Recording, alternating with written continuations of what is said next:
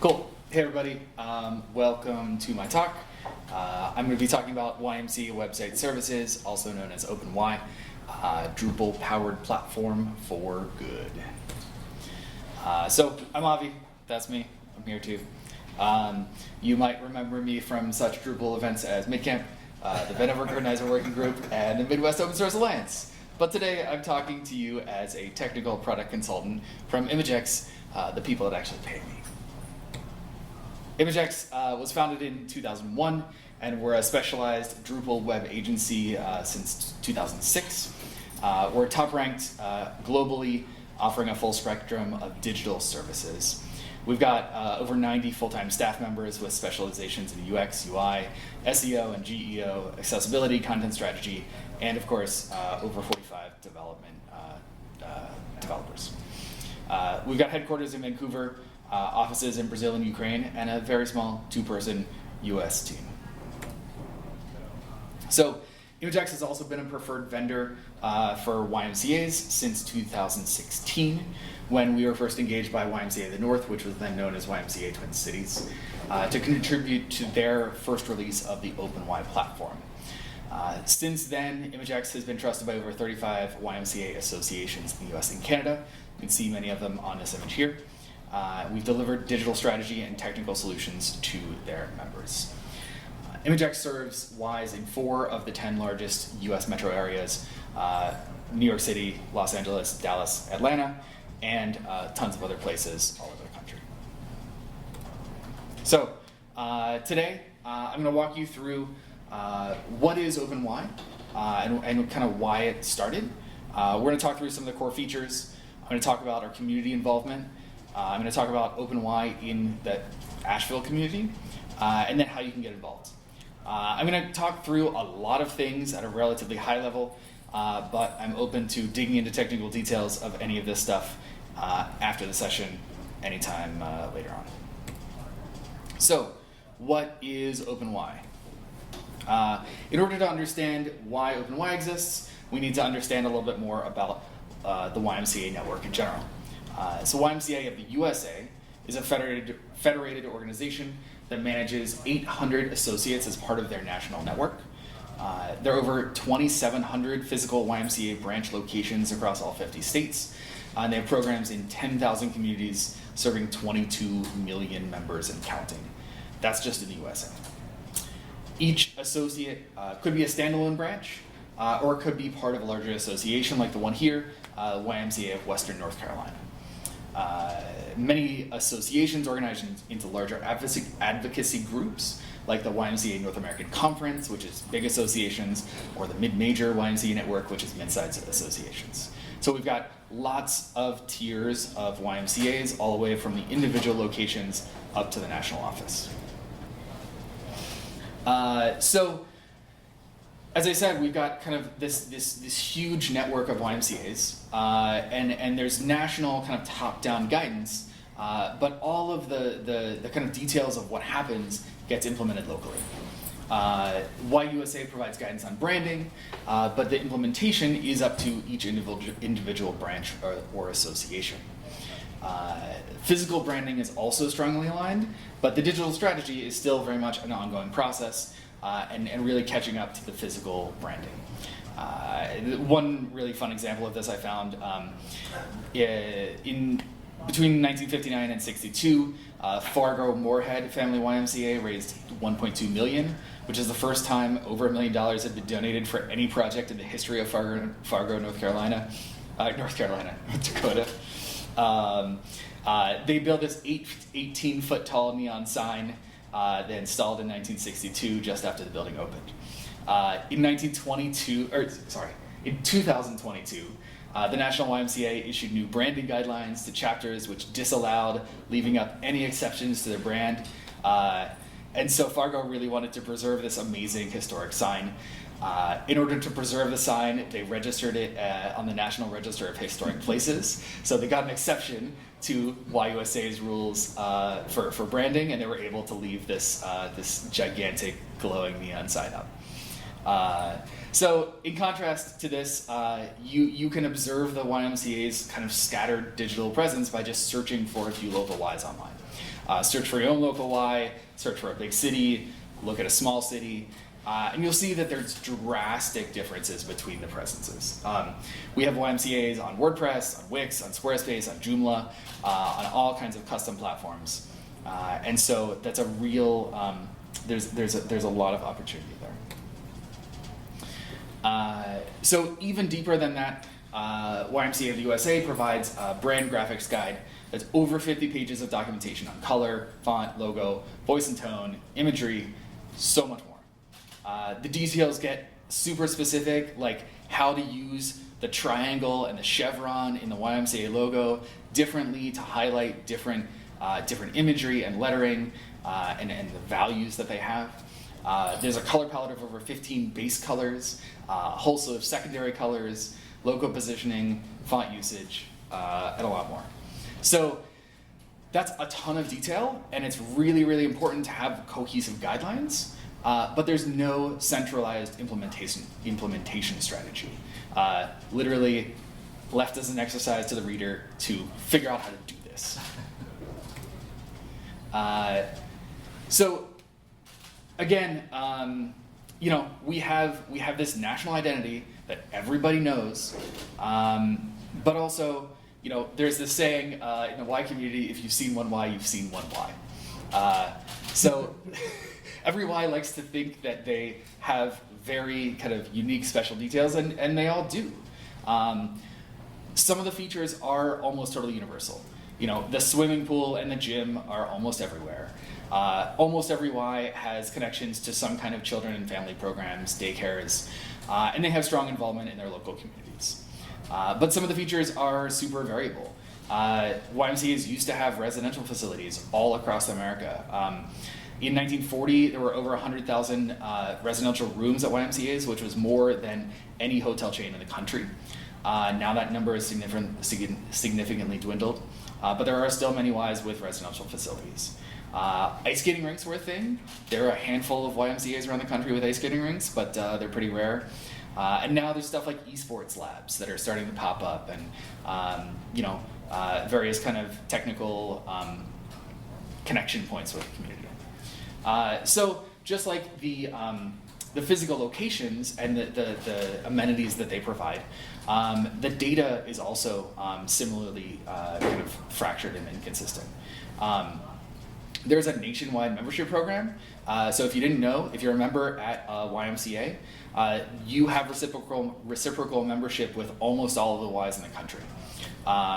So members can access over 2,600 YMCAs across the nation, including Puerto Rico. And there's a huge amount of data processing that goes into enabling that reciprocal membership program. Millions and millions of members have to be aggregated from completely inconsistent platforms into a thing that can be syndicated back out. Similarly, their classes, programs, members, facilities, physical infrastructure that has to be managed across multiple data sources just at a single location. You may have physical plant stuff in one place, group schedules in another place, camp schedules in a different place, and all of that data has to come together to get to the members somehow. So, with all of these challenges, we saw a grassroots kind of organization of YMCAs that started in 2016. It really got spurred by a couple of folks at the YMCA Twin Cities. They got together a number of other digital marketing and technology experts at the YMCAs across the country, and they began organizing efforts to build some basic features to cover some of the central kind of things that they knew every Y did. In doing this, they quickly discovered that they needed to have some governance and formed this OpenY organization. That core team was led by the YMCA at the North, Seattle, Houston, Western North Carolina was involved, and others, and they guided that until around 2022.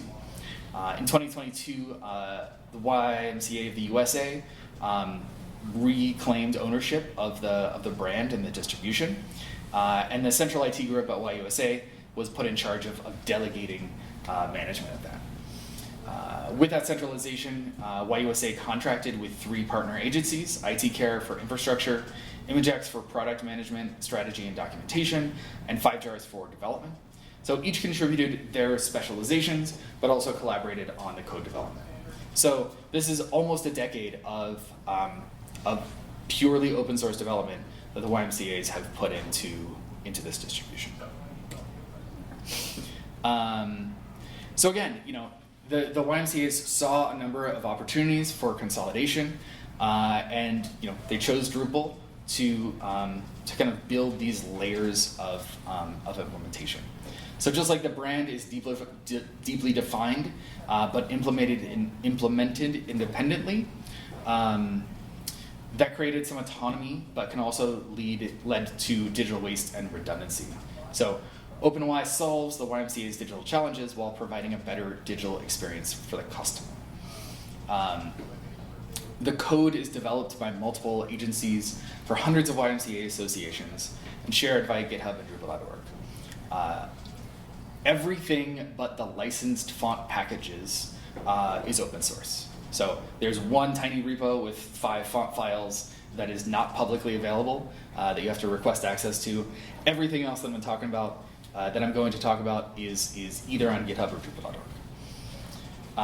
There are YMCA-centric layout builder blocks that enable flexible page building, YMCA brand compliant and WCAG AA accessible themes.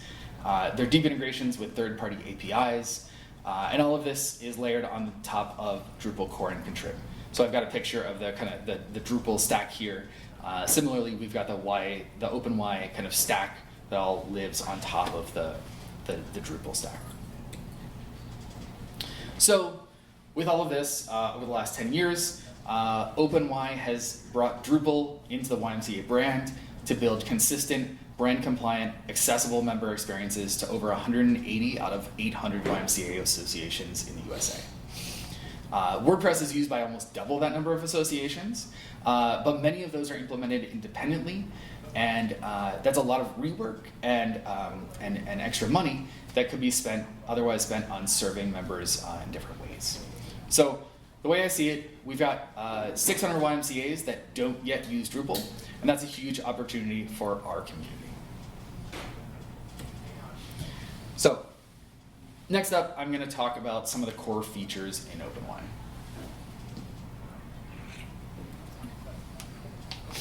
So an OpenY site starts with robust content types that support a broad array of data. Drupal has had content types forever, and so we are using those to kind of build out the basis of our sites. We have location-based content types, so branch, camps, and facilities, which break out addresses into geodata fields, amenities into taxonomy terms that can be reused, hours into custom fields that can be displayed smartly, showing holiday hours when they're applicable, and exposing that data to metadata scrapers. We also have another set of content types, program subcategory, activity, class, session. These all build data for some of the rich activity finder and schedules apps that I'll show you. And then there are even more content types that support memberships, alerts, regular narrative content like articles and events, and even more. So once we have the structured data, we use that data we expose that data in structured ways. So we have URL share cards that are built in with meta tags. We have rich search suggestions. The URL share cards can be exposed to search, to AI scrapers, and to other places that are trying to kind of build rich data sets. We're also exposing some of this data in schema.org schema. So the local business schema, the FAQ page schema, and the article schema are supported out of the box. And we can configure much more with contrib. But this way, content editors don't have to have any idea that they're building rich data. They just create an accordion and say it's an FAQ, and that the data from that accordion gets exposed with schema.org on the back end. So finally, when structured data won't cut it, we have lots of other ways that Drupal lets us do more. There's CKEditor 5 out of the box, and we have plugins that give editors flexibility while maintaining accessibility and basic content structures. And we have things like web form that allow content editors to build forms with conditional logic, signatures, and even post those form submissions to external systems like Salesforce that they might be using to manage their CRM. So on top of those basic content types and structured data, we also need to bring in and aggregate data from a number of different data sets. Between Core and Contrib, a lot of those integrations are pretty much just figuring out how to connect with a third-party system. So migrations powers bulk imports and batches on cron runs. We have JSON web tokens and the key module and HTTP client from Symfony that let us fetch data from pretty much anywhere on the web. We can also enable SSO with simple SAML, multi-factor and password rules to really have like turnkey security for login. So all of that is kind of with a lot of help from Core. Again, as I said, there are dozens of systems to integrate with and hundreds of Ys using those systems. So when a Y starts working with a new vendor, part of what we do as an agency is we work with a Y and the vendor to build an abstraction layer, a module that connects the OpenY platform with that module, or with that vendor. We try and work to build that integration as openly as possible. That way, each Y that we build can add to the base of knowledge. So we've seen complex integrations that take weeks or months on the first implementation. They can be documented down to be done in just a handful of emails. One of the recent documentations that's a Salesforce integration has over 10 pages of instructions on how to set it up. Like all the way down to what pages in Salesforce you need to go to upload the security certificates, to add the right roles. The first time we did that, it took months. The third time we did that, it took 4 emails. So it's really an amazing strategy to kind of build Contrib first and help everybody out. What else? The other thing we've seen is that not all APIs are created equal. We found that some endpoints are fast enough to call them directly and even be used as a backend for a search API in a complex decoupled application. Other endpoints either have strict call limits where we get billed extra, or they're just slow. Not everybody has like Salesforce Cloud behind them. And so some of those integrations only run hourly or daily. Either way, we can use Drupal core and Contrib to batch and cache those integrations, and Drupal helps us out with that. So once we have all of this data in Drupal, we've got a number of applications that expose the data to members, because data is useless unless the members can do something with it. A few of those you can see here. Activity Finder provides an interactive tool to help members find and book activities like childcare, camps, and swim lessons. Registration for these activities always happens on an outside system, outside of Drupal, but our application provides a consistent and often more robust discovery experience. So folks have to go to a separate website to register and enter their payment information, but all of their journey of figuring out what's going on happens on a consistent platform. Activity Finder is built with Vue.js and Search API. It's got a Solr backend, or as I said before, it can use an external API as a backend. The second application is our membership calculator. This provides an interactive membership wizard with location and pricing options to attract members. The data is sometimes entered manually and sometimes pulled in from another vendor. Some associations have hundreds of variations of membership options, literally like 3 or 4 dimensional arrays of membership data, specific locations, family types, discount codes, all the way down. Membership calculator is also a Vue application that brings in, that integrates Form API and Ajax, again, to create an interactive experience. The last decoupled application is the site alerts. You might not necessarily think about alerts as needing to be decoupled, but It's important for Ys to be able to display timely information across the site, either in the header or the footer. Sometimes these are used for holidays, construction notices, or emergency responses, as we've seen in the recent past. These are built in React with a custom route that serves the alert data, and that means that they can be consumed by any front-end service, whether that's a theme we provide or a totally separate theme that's been developed by another association, another agency. And so that means we can display these alerts consistently across the site. So we've got rich data, structured data, APIs. We've exposed all that. What about just content pages? So in the last couple of years, we have also built out a brand-compliant page building experience with Layout Builder that succeeded a paragraphs-based experience that was used for a long time before. So in this journey, the core team pulled a couple databases from a couple dozen YMCA client sites. We analyzed hundreds of thousands of paragraph instances and block instances from all of these sites, and tried to figure out what the most commonly used paragraphs were, because the kind of number of paragraph types had kind of exploded across different implementations. We narrowed that list down to about 20 block types and redesigned those based on standard Bootstrap design patterns that we customized for the YMCA content needs and branding.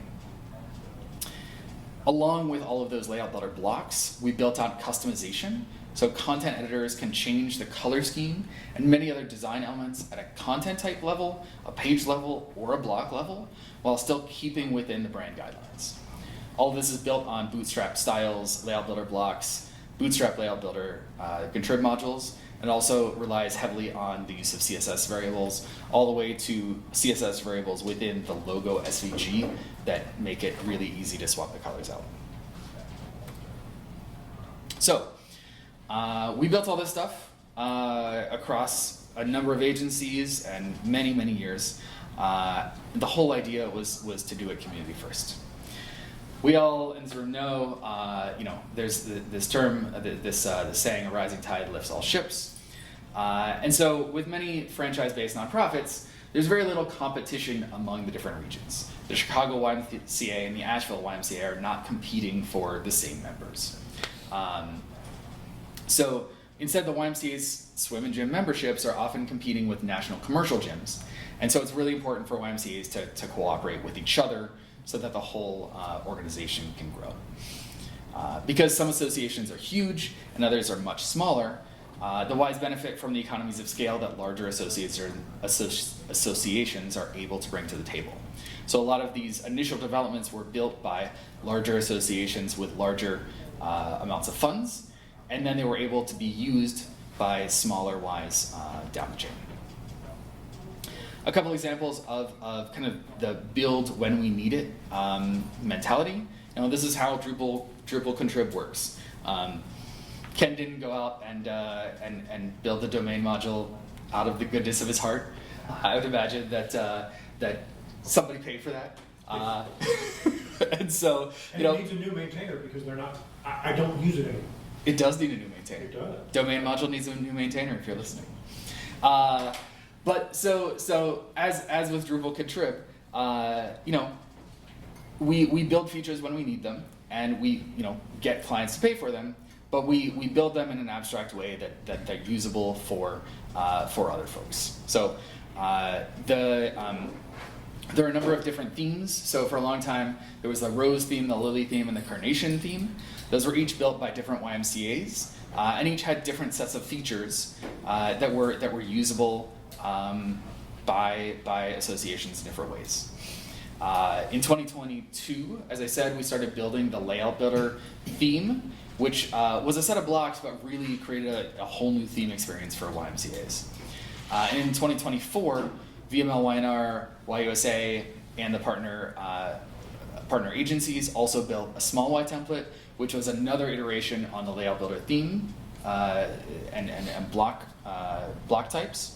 And then again created a new experience that was centered on on smaller Ys. Similarly, Virtual Y was another as we need it feature. Virtual Y was a code response that was developed, initiated by YMCA of the North in 2020. We all know why. But COVID came along, and YMCAs needed to figure out how to keep their virtual doors open while their physical locations were closed. Virtual Y allowed Ys to develop their own virtual classes, record videos, and share them with others. And this was to keep all this content behind a member login, so they still kind of kept that value and kept members hooked in. Virtual Y was distributed on GitHub and run as a SaaS platform by YUSA, and at its peak, it was used by over 200 associations to serve gated content to its members and keep them engaged. Final example of this was our documentation. Documentation started as a PDF manual that was initially developed by ImageX for YMCA Brandywine. That documentation was improved and ported to discourse forums by YMCA Middle Tennessee and the OpenY community. And it was reiterated upon and migrated to a GitHub Pages Hugo project by YUSA and ImageX, and I worked on that. And so we've seen iterations where we're able to take old versions of the documentation, rebuild it, and add onto it, and keep it growing. Finally, we've supported all of this with a broad array of multi-channel community support options. And all of the support options range from formal to casual. So the YMCA National Office promoted OpenY on its external site and on its intranet. They have a number of different groups on a kind of the intranet message boards. We have open documentation that can be contributed to by anybody. For a long time, there were monthly virtual community meetings where the partner agencies presented new features and YMCA members were able to ask questions. We have tutorials and meetings that were archived to YouTube, so there's a rich kind of history of discussions that folks can go into and watch. There's a message board and Slack for discussion groups. And there's also collaboration between supporting agencies. We often see folks even sharing work in progress code before it's officially released when we're working on similar API implementations. So with all that, I'm going to talk a little bit about the YMCA in this community.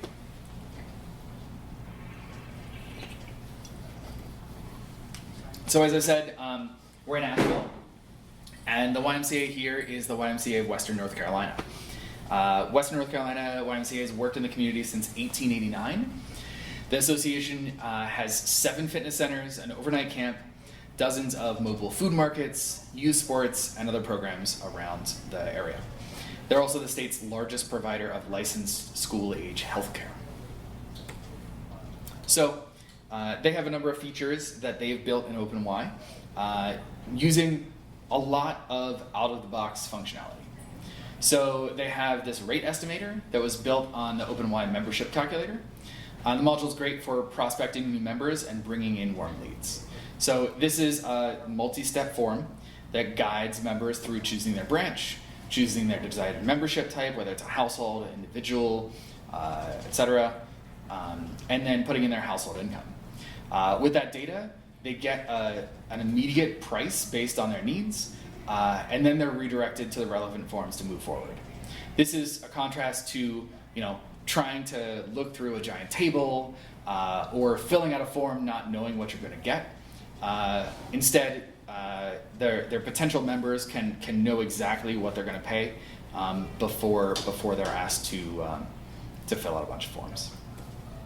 That's the question. Yeah. So you got a lot of people on WordPress. Is any of this just, did the WordPress use it just the link to link out to use this functionality and bring it back to WordPress? Or is there a similar program for WordPress? The question was whether WordPress sites can use this functionality and link out to it. Yeah, some of them, money part of it, I guess. Sure. That work. Not that I know of, but that's, that would be an interesting conversation. Yeah. So the next feature that YMCA Western North Carolina uses heavily is Activity Finder. So as I said, Activity Finder is an integration that allows members to find activities that they need to register for at their facility. So this integrates with a third-party data provider. It brings in data that's built an application with Solar, and then members can go through and filter on whatever needs they have, whether that's age-specific, date-specific, location, or specific activities. Then they can filter based on those activities and get a rich kind of display of the data, again, before they go out to that third-party system to do their registration. Western North Carolina found that this significantly reduced member complaints about the program sign-up process because, again, members were able to know what they were getting into in a consistent platform. We also have a group schedules integration. So activities and schedules kind of look similar, but activities is things you need to register for, and schedules are things that happen all the time. So, pickleball or swim lanes or yoga classes, that are just kind of drop-in things. So again, the group schedules integrates with the third-party vendor. It creates a better and more aesthetically pleasing user experience for members to find what they're looking for. It also has a PDF generator option, which you might not think of is that big a deal anymore. But given that many YMCA members are seniors, and also the YMCAs themselves need to use this data, they can either print those PDFs out to have a customized schedule for the week for their specific branch, to put on their fridge, put on a bulletin board at the front desk, etc. Finally, Western North Carolina has Camp Wataya, an independent campsite that's run on the same code base using Drupal multi-site. This means that the Y's limited staff and budget can build multiple parallel digital experiences efficiently and consistently using the same tools across the board. So it's really easy for the Y to build out this camp experience. They've got some customized versions of the layout builder blocks just to give the camp a little bit different look and feel. But behind the scenes, it's all the same components. So finally, how you can get involved and try out OpenY for yourself. So we've got a couple options. We maintain the team maintains sandboxes. So these are pre-built Drupal sites that are just kind of standing up that are open to anybody to look at. You can go to sandboxes.y.org to see a list of those. They may be under construction at the moment. We're working on the 10.5 and 11 updates, and so those give them a couple days if they're still a work in progress. We also have a template on Drupal-Forge, so you can go to drupalforge.org/template/OpenY, or just click on the OpenY icon on the Drupal-Forge starter page. That will spin you up an OpenY site in just a couple seconds that you can get into, play around with, and even get a dev console for. And then, as I said, we've got a ton of documentation and code that is all out there for you to look at. ds-docs.y.org/community has a list of all the repos. On GitHub, there's yCloud, YUSA. There's also an OpenY ecosystem on Drupal.org that has a list of the dozens and dozens of modules that are maintained as part of this. So, with that, I'll take any questions. I can also do a little demo if folks want. We've got it one more time. Questions? Demo? Demo. All right. The room asked for a demo. What version of Drupal are you using right now? Question is, what version of Drupal are we using now? So we always, where did that go? There we go. I will answer your question and then mess with the monitors. So most of the sites right now are running 10.3. We're always a couple months behind with the updates. Each Drupal update, we've got to go through and test with our many hundreds of thousands of lines of code and many dozens of modules. So the 10.4 and 10.5 were finished a little bit earlier this year. 10.11 is, or sorry, 10.11. Drupal 11 support is in progress and going to be released later this year. So Follow-up question, what kind of testing infrastructure are you doing?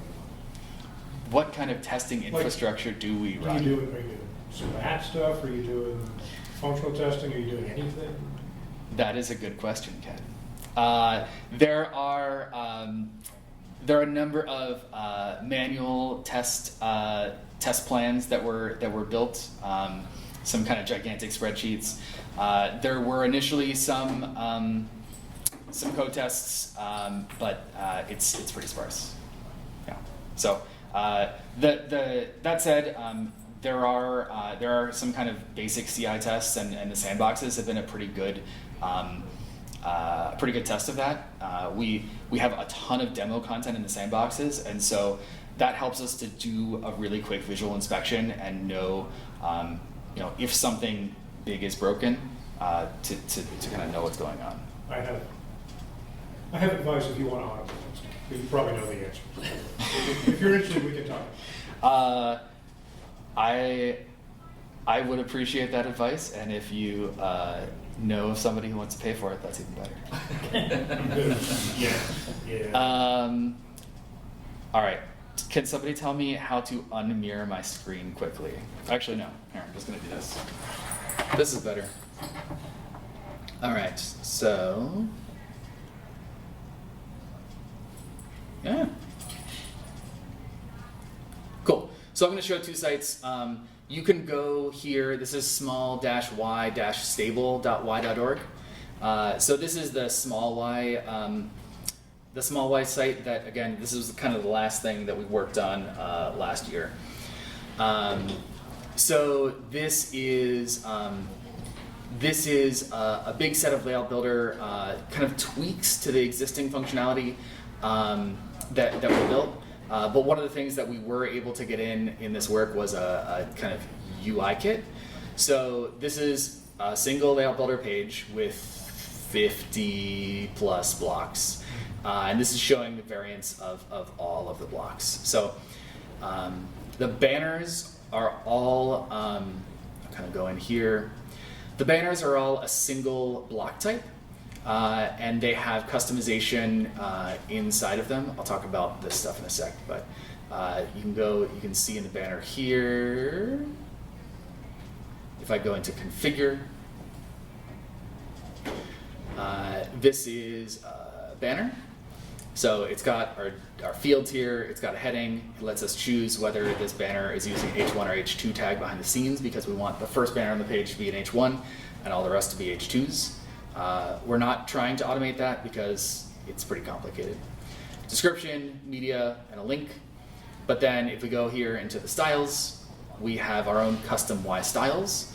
So this allows us to let content editors control how stuff looks without rebuilding the content completely. So we've got a bunch of different variations of this banner that I'll scroll down and you can see. We've got a style that changes the background color. You can also change the button fill. The rest of these options are, I think, bootstrap styles stuff. And so those are usable too. And my close button is off the screen. I'm just gonna go back. Okay, so I'll scroll down a little bit. You can see some of the options, and I'll dig into the config some more. So we've got all these different types of banners, banners without images, banners with frame. All of this also went through accessibility testing. So you can see, there's not a lot of like text overlaid on images. We've got a carousel that does its thing. Kind of a number of different block, like card sets. You can see here we've got support for PNG images, SVG images in there too. There's a set of dozens of icons that's generated by the national office, and so the Ys can use these kind of consistent icon sets. We've got lots of grids, testimonials, sponsor setup. So this is one block that has sub-blocks for each kind of level of partners, and then each of those blocks has partner sponsors in it. A basic block that has some kind of responsive table support too. All of our basic highlighting in a simple text block. We've got styles for the Bootstrap buttons too, so we've customized those, and a lot of that uses CSS variables behind the scenes. Cards without photos, cards with photos, staff profiles, accordion. It looks like it might not be working right now. We've got tabs that kind of like horizontal accordion basically. Statistics, so lots of folks like to see these big numbers. Different styles of those. Ping pong blocks. More ping pong blocks. Donation form that this will pull in some different donation levels, so you can have like dollar amounts in there that will link out to a donation form and like pre-fill the donation level. Alerts that all start with kind of the basic color scheme, but also have the YMCA colors in there as well, and then footer. So that's kind of all of the layout builder blocks that are in there. I'll also show you. This is the layout builder kind of page level customizations. So with layout builder, you can customize the content type template, and then you override that template for each content page. So these color schemes can be set at the content type level. If we say a lot of Ys will have a different design or scheme for their camp pages versus their regular pages. So if we have a set of camp pages on the site, we just say all the camp pages are red and orange, all of the rest of the pages are blue and purple. Super easy to do. Again, remember our content editors can come in here, change the scheme for the individual page. There's also stuff, border radius, border style, button alignment, button position. So all of these, these are things that we saw lots of people customizing, and we're able to bring them in and give folks a central location, so we didn't have to have every Y with their own theme overrides, basically. That's that. I'll also go back in here. This is sandbox-carnation-std-d9.y.org. These are still working. As I said, some of the other sandbox links are in progress right now. You can see here, there's alerts. The alerts have a little carousel too, because often there's multiple. And those have, they have filters where they can be only added to specific pages. There's, basic kind of wildcard functionality on those. Let me see if I can get into something else. Something that was contributed by somebody in the room. We've got events that use Smart Date, so appreciate that, Martin. We talked about this a long time ago, and I was finally able to get it in. It's super great. The kind of old add to calendar functionality was super crusty, and so we were able to replace that with Smart Date. So we can go in here and set recurrences. We can say this happens every day, and it's going to end after a week.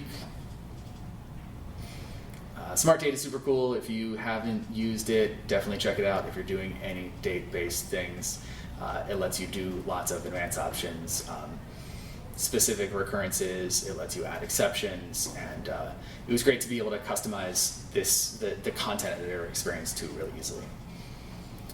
So again, we've got images, we've got tags, we've got a summary that comes out of there. I will save this. And we'll see, I added the recurrences to this event. So we've got this drop down that shows the initial date. It shows the next couple recurrences, and then also kind of the general rule, and has add to calendar links for each of those, so folks can add those to their calendar. It's got contact information, and then views that build out a list of the related events. I think memberships and schedules might not be on here. I think those blocks are hidden. But as you can see, these are all similar types of blocks, but because we've got these variations, it's really easy to build pretty rich array of options right in here. Here's one of the accordions. Of course, web form is in there. It's super easy to customize that. What else? Anything else folks want to see?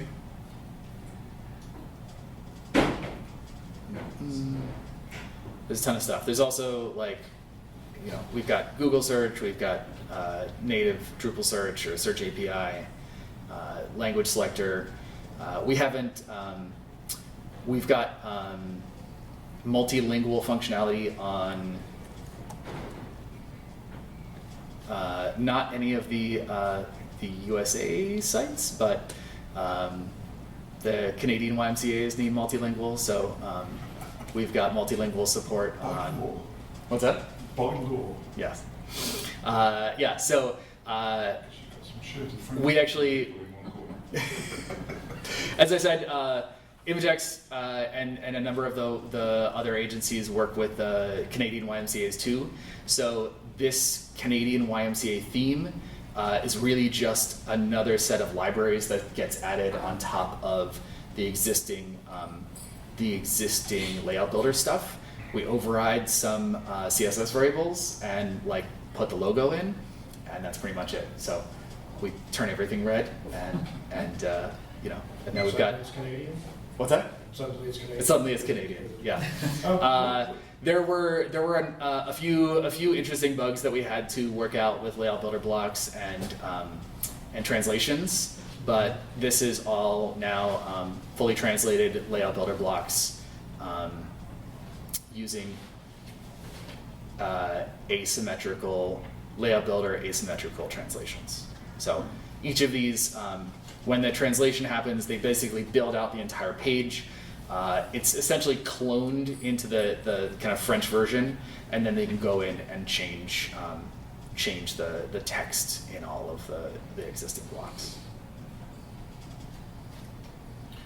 What about hosting? What about host it hosting? wherever you want? Is there centralized hosting? Yeah, so this is open source. Anybody can take this and run it anywhere they want. There are a number of options. We have sites across the board. Some are on the big managed providers, Acquia platform, maybe one Amazy, and some Pantheon. There's also a couple independent, smaller hosting platforms that are running a lot of instances of this. We also have folks who just got their own, DigitalOcean account and are running it there. So it's not a centralized hosting solution? There is no centralized hosting solution. That'd be cool though. We should have thought of that. Yeah. All right, that's it. Thanks everybody.